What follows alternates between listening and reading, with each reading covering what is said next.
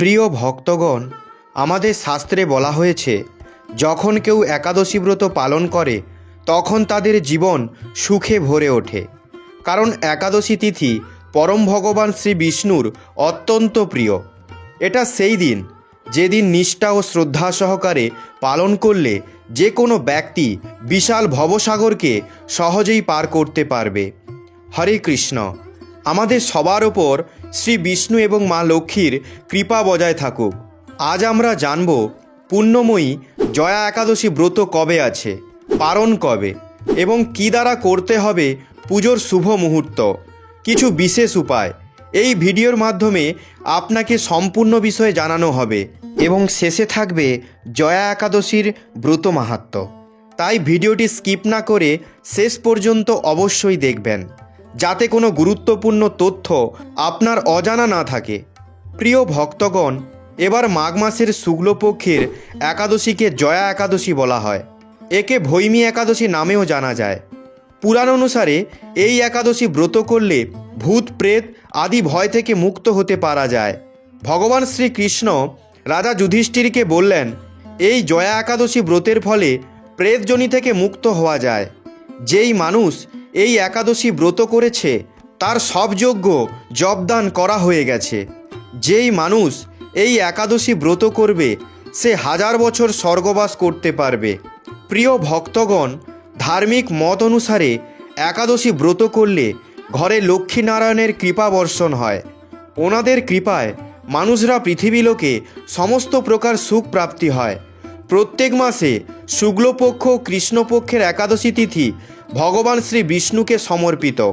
এই তিথিতে জগতের পালনকারী ভগবান শ্রী বিষ্ণু ও মা লক্ষ্মীর পুজো করা হয়। ভগবান শ্রী বিষ্ণুর পুজো করার ফলে সাধক মনোবাঞ্ছিত ফল পায়। এর সঙ্গে জীবনের সমস্ত প্রকারের দুঃখ ও সমস্যা দূর হয়ে যায়। এইবার 2025-এ জয়া একাদশীর দিন ভদ্রাবাস আর রবিযোগের সংযোগ রয়েছে। রবিযোগে ভগবান ভাস্করের পুজো করলে সাধকের আরোগ্য জীবনের বরদান প্রাপ্ত হয়।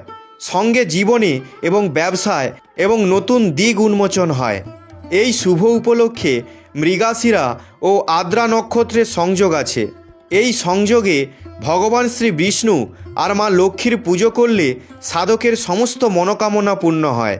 তাই এইবার মাঘ মাসের শুক্লপক্ষের একাদশী তিথির শুরু হয়েছে 7ই ফেব্রুয়ারি রাত্রি 9:26। এই একাদশী শেষ হচ্ছে 8ই ফেব্রুয়ারি শনিবার রাত্রি 8:15। কিন্তু সনাতন ধর্মে উদয়া তিথির বিশেষ মাহাত্ম্য রয়েছে। এর কারণে জয়া একাদশীর ব্রত 8ই ফেব্রুয়ারি শনিবার করতে হবে। একাদশী ব্রতের পালন দ্বাদশী তিথিতে করা হয়। পাঁচালী অনুসারে জয়া একাদশীর পালনের সময় হল রবিবার 9ই ফেব্রুয়ারি সকাল 6:11 থেকে সকাল 9:57 পর্যন্ত। জয়া একাদশী ব্রত পালনের পর আপনি অন্ন বা ধন দান করতে পারেন। আপনি আপনার ইচ্ছা অনুসারে যা আপনার কাছে আছে তা দান অবশ্যই করুন। প্রিয় ভক্তগণ, যতক্ষণ দান করা হয় না ততক্ষণ কোনো ব্রত সম্পূর্ণ সফল হয় না। তাই উপবাস এবং ব্রতে দানের বিশেষ মাহাত্ম্য রয়েছে। যে কোনো ব্রতে দান অবশ্যই দেওয়া হয়, দক্ষিণা অবশ্যই দেওয়া হয়। তাই আপনি দান করুন, দক্ষিণা দিন, ব্রত মাহাত্ম্য পাঠ করুন বা শুনুন এবং পূর্ণ নিয়ম অনুসারে একাদশী ব্রত পালন করুন। তাহলেই আপনার এই একাদশী সম্পূর্ণ সফল হবে আর আপনি পূর্ণ ফল প্রাপ্ত করবেন। এর ফলে জীবনের সফলতার পথ খুলে যাবে। তো চলুন এবার জানা যাক 8ই ফেব্রুয়ারি জয়া একাদশীর দিন ব্রহ্ম মুহূর্তের সময়। ব্রহ্ম মুহূর্তের সময় হল সকাল 5:21 থেকে সকাল 6:13 পর্যন্ত। এই দিন অভিজিৎ মুহূর্ত হবে সকাল 11:58 থেকে সকাল 12:42 পর্যন্ত।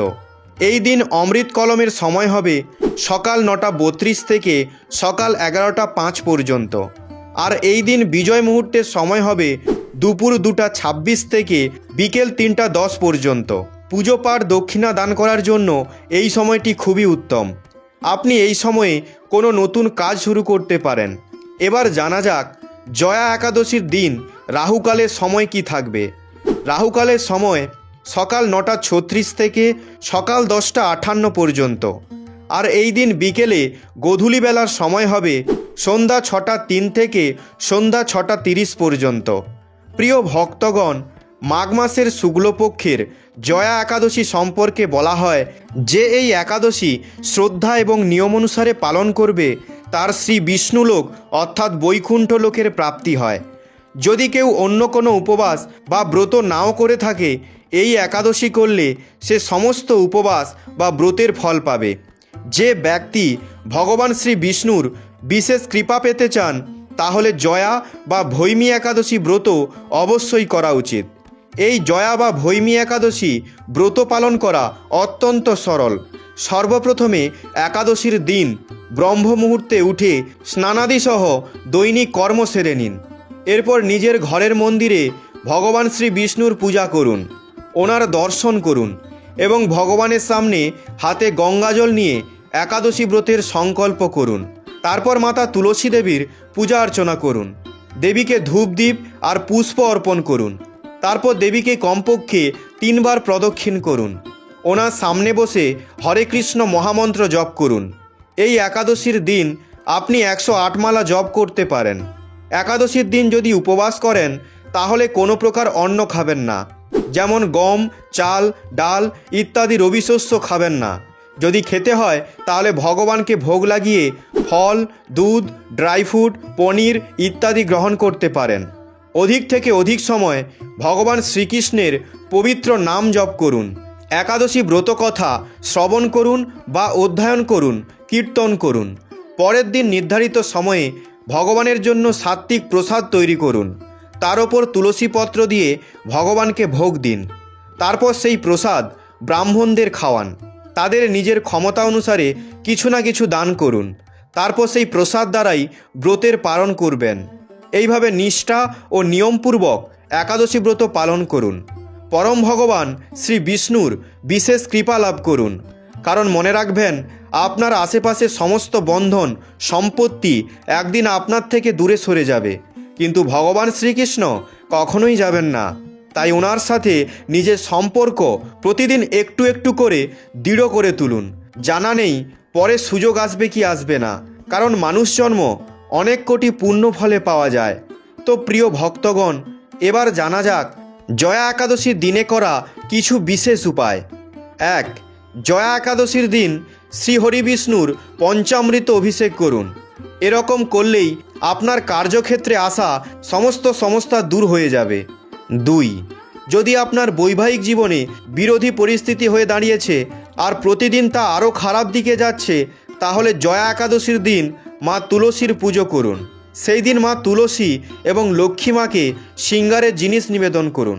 এইভাবে জয়া একাদশীর দিন ভগবানের উদ্দেশ্যে কিছু প্রদান করাকে বিশেষ গুরুত্ব দেওয়া হয়েছে। তাই নিজের জীবনের সমস্ত সমস্যাকে দূর করার জন্য জয়া একাদশীর দিন কোনো গরিব লোকদের ভোজন করান। 3. জয়া একাদশীর দিন শ্রীমদ্ ভগবদ্গীতার পঠন করা উচিত, একে পুণ্যদায়ী মানা হয়। 4. যদি আপনি আর্থিক দিক থেকে সমস্যায় আছেন তাহলে একাদশীর দিন ব্রহ্ম মুহূর্তে ভগবান শ্রী বিষ্ণুকে সম্পূর্ণ শ্রদ্ধা সহকারে পূজা করুন। আমি এই ভিডিওতেই আপনাকে ব্রহ্ম মুহূর্তের সময় বলে দিয়েছি, কৃপা করে আরেকবার শুনে নিন। আর একটি পানের পাতার ওপর ওং বিষ্ণু নমঃ লিখে ভগবানকে অর্পিত করে দিন। পরের দিন সেই পাতাকে হলুদ কাপড়ে মোড়ে আলমারিতে রেখে দিন। জয়া একাদশীর দিন অশ্বত্থ গাছের নিচে ঘিয়ের প্রদীপ জ্বালিয়ে গাছটিকে পরিক্রমা করলে ভগবান বিষ্ণুর সাথে মা লক্ষ্মীর আশীর্বাদ পাবেন। এরকম করলে ঘরের দরিদ্রতা দূর হয়ে যাবে। কারণ জয়া একাদশীর দিন শনিবারে পড়েছে। শনিবার অশ্বত্থ গাছের পুজো করা হয়। তাই আপনিও এই পুণ্যময়ী দিনের লাভ অবশ্যই ওঠান। এর ফলে আপনি দ্বিগুণ লাভ করতে পারবেন। প্রিয় ভক্তগণ, চলুন এবার জানা যাক জয়া একাদশীর দিন কি করা উচিত। 1. একাদশীর দিন স্নান করে মন্দিরে গিয়ে গীতা পাঠ করুন অথবা শ্রবণ করুন। একাদশীর ব্রত কথা পড়লে বা শুনলে পাপ রোগ থেকে মুক্ত পাওয়া যায়। আর ভগবান শ্রীকৃষ্ণের প্রণাম মন্ত্র ওং নমঃ ভগবতে বাসুদেবায় নমঃ মন্ত্রটি জপ করুন। 2. এই দিন শ্রী বিষ্ণুকে মিষ্টির ভোগ লাগিয়ে তাতে তুলসী পাতা দিয়ে প্রসাদ হিসাবে পুরো পরিবার গ্রহণ করা উচিত। কলা, আম, আঙ্গুর, বাদাম পেস্তা গ্রহণ করুন। পরের দিন পালন করার আগে ব্রাহ্মণদের মিষ্টি খাইয়ে দান ধ্যান করুন, তারপর অন্নপ্রসাদ খাবেন। 3. একাদশীর দিন নিজের সামর্থ্য অনুসারে দান অবশ্যই করুন, কিন্তু অন্য কারোর দেওয়া দান অন্ন কখনোই গ্রহণ করবেন না। তো এবার চলুন জানা যাক এই দিন কি কি কাজ করা উচিত নয়। 1. সর্বপ্রথম হলো একাদশীর দিন রাগ করা উচিত নয়, সদা মধুর বচন বলা উচিত। সেই দিন অধিক কথা বলা উচিত নয়, কারণ অধিক বললেই মুখ থেকে না বলা কিছু কথা বেরিয়ে যেতে পারে, আর ব্রহ্মচার্য পালন করা উচিত। 2. একাদশীর দিন রসুন, পেঁয়াজ, মসুর ডাল ইত্যাদি বস্তু খাওয়া উচিত নয়। 3. সেই দিন নখ চুল কাটা উচিত নয়। 4. একাদশীর দিন তুলসী পাতা তুলবেন না। তুলসী পাতা যদি খেতেই হয়, গাছের নিচে পড়ে থাকা তুলসী পাতা নিয়ে তা গ্রহণ করুন। 5. সকালে নিমের ডাল দিয়ে দাঁত মাজবেন না। লেবু, জাম অথবা আমের পাতা নিয়ে চিবিয়ে নিয়ে হাত দিয়ে দাঁত পরিষ্কার করবেন। যদি এটা সম্ভব না হয় তাহলে জল দিয়ে বারবার কুলি করে ফেলে দিন। 6. একাদশীর আগের দিন অর্থাৎ দশমী থেকে চাল খাওয়া ত্যাগ করুন। মান্যতা অনুসারে একাদশীর দিন যে চাল গ্রহণ করে তার পাপ লাগে। 7. একাদশীর দিন ঘরে নিজে ঝাড়ু দেবেন না, কারণ এর ফলে পিঁপড়ে ক্ষুদ্রাদি ক্ষুদ্র জীবের মৃত্যু ভয় থাকে।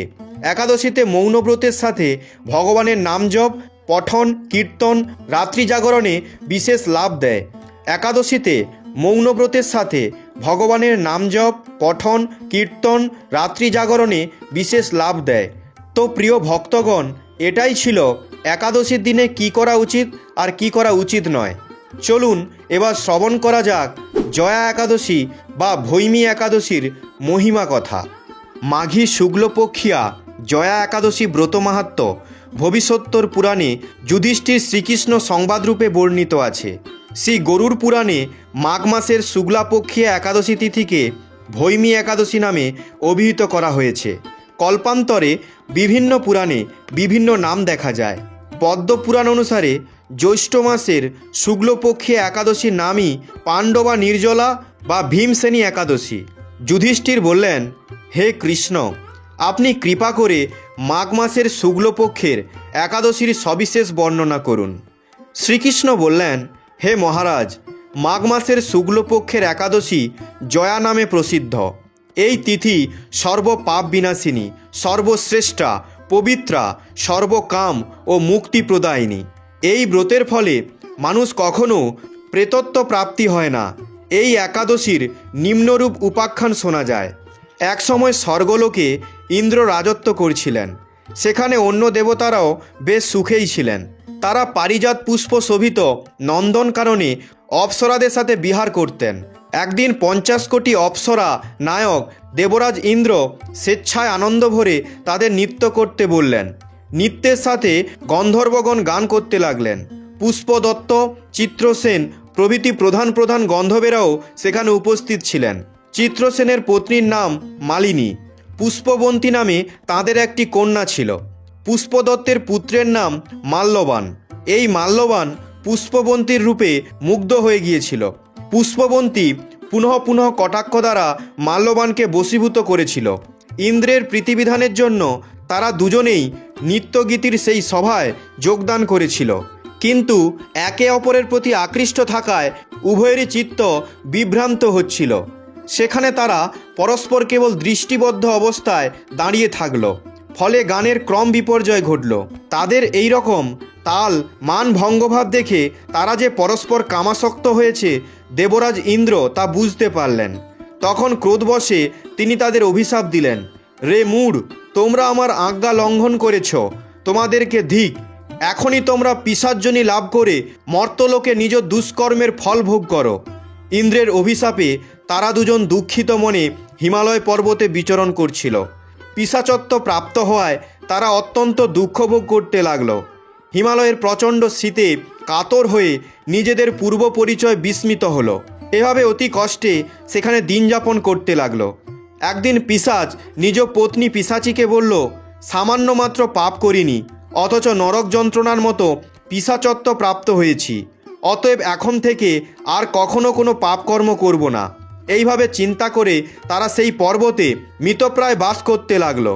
মাল্যবান ও পুষ্পবন্তীর পূর্ব কোনো পুণ্যবশত সেই সময় মাঘী শুক্লপক্ষিয়া জয়া একাদশী তিথি উপস্থিত হলো। তারা একটি অসত্য বৃক্ষতলে নিরাহারে নির্জলা অবস্থায় দিবানিশি যাপন করল। শীতের প্রকোপে অনিদ্রায় রাত্রি অতিবাহিত হলো। পরদিন সূর্যোদয়ে দ্বাদশী তিথি উপস্থিত হলো। জয়া একাদশীর দিন অনাহার ও রাত্রি জাগরণে তাদের ভক্তির অনুষ্ঠান পালিত হলো। এই ব্রত পালনের ফলে ভগবান বিষ্ণুর কৃপায় তাদের পিশাচত্ব দূর হলো। তারা দুজনেই তাদের পূর্বরূপ ফিরে পেল। তারপর তারা স্বর্গে ফিরে গেল। দেবরাজ তাদেরকে দেখে অত্যন্ত আশ্চর্য হলেন। তিনি জিজ্ঞাসা করলেন, কোন পুণ্য ফলে তোমাদের পিশাচত্ব দূর হলো? আমার অভিশাপ থেকে কে তোমাদের মুক্ত করল? মাল্যবান বললেন, হে প্রভু, ভগবান বাসুদেবের কৃপায় জয়া একাদশী ব্রতের পুণ্য প্রভাবে আমাদের পিশাচত্ব দূর হয়েছে। তাদের কথা শুনে দেবরাজ ইন্দ্র বললেন, হে মাল্যবান, তোমরা এখন থেকে আবার অমৃত পান করো। একাদশী ব্রতে যারা আসক্ত এবং যারা কৃষ্ণ ভক্তি পরায়ণ তারা আমাদেরও পূজ্য বলে জানবে। এই দেবলোকে তুমি পুষ্পবন্তীর সাথে সুখে বাস করো। এই জয়াব্রত ব্রহ্মহত্যাজনিত পাপকেও বিনাশ করে। এই ব্রত পালনে সমস্ত প্রকার দানের ফল লাভ হয়। সকল যজ্ঞ ও তীর্থের পুণ্যফল এই একাদশী প্রভাবে আপনা হতেই লাভ হয়। অবশেষে মহানন্দে অনন্তকাল বৈকুণ্ঠ বাস হয়। এই জয়া একাদশী ব্রতকথা পাঠ ও শ্রবণে অগ্নিষ্টম যজ্ঞের ফল পাওয়া যায়। এই ভিডিওটি বলার সময় যদি কোনো ভুল হয়ে থাকে তাহলে আমি ক্ষমা প্রার্থী। যদি এই ভিডিওটি আপনাদের ভালো লেগে থাকে তাহলে চ্যানেলটি সাবস্ক্রাইব ও ভিডিওটিতে একটি লাইক করে কমেন্টে জয় শ্রীকৃষ্ণ রাধে রাধে অবশ্যই লিখে দেবেন। আপনারা সবাই ভালো থাকবেন, সুস্থ থাকবেন। ধন্যবাদ। জয় শ্রী বিষ্ণুর জয়, জয় একাদশী মায়ের জয়। ওং নমঃ শিবায়। ওং জয় জগদীশ হরে। জয় শ্রীকৃষ্ণ। রাধে রাধে।